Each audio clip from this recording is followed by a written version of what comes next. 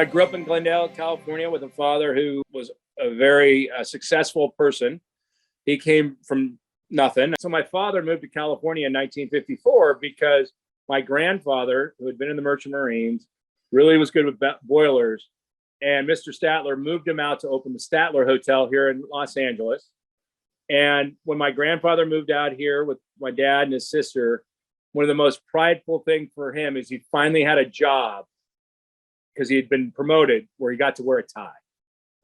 But the most my grandfather ever made a month was $800 a month. So my father, going to Glendale High School, was a great athlete, got a football scholarship to UCLA and played there, played football at UCLA. And then he went to law school and lost his father in his early 20s, which I think whenever that happens is a profound effect on a young man. And my dad became a great law student and then went to work at O'Melveny and Myers. And he was mentored by a guy named Warren Christopher, the former Secretary of State. And my dad got into politics. He was a young securities lawyer, but Warren Christopher was a well-known Democratic strategist as well as a lawyer. And my father at 27 was campaign manager for John Tunney in his run for the Senate. And John Tunney was the son of Gene Tunney, the boxer.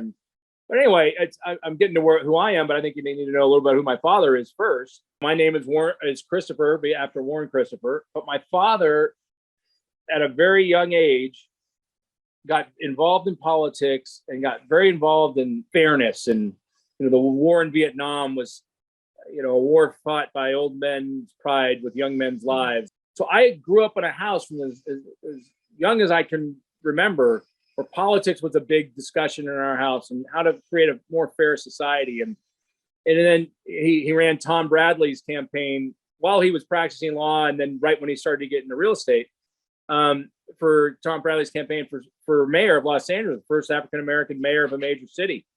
And then involved with Teddy Kennedy and Teddy's run in 1980. But all the time he was doing this politics stuff while he was working. And in the early 70s, he went to work for a guy named Victor Palmieri.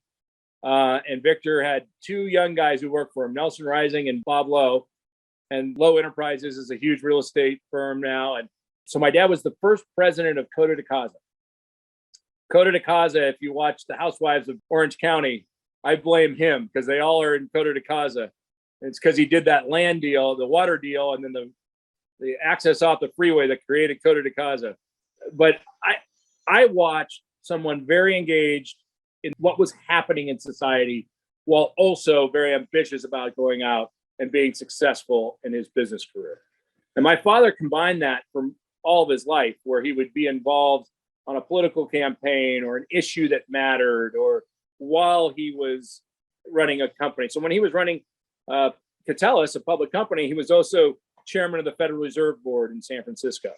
So all my life, I've had these influences, and I'm very lucky. I've met unbelievable amounts of very famous Americans on both sides of the aisle, and that has all had an impression on me.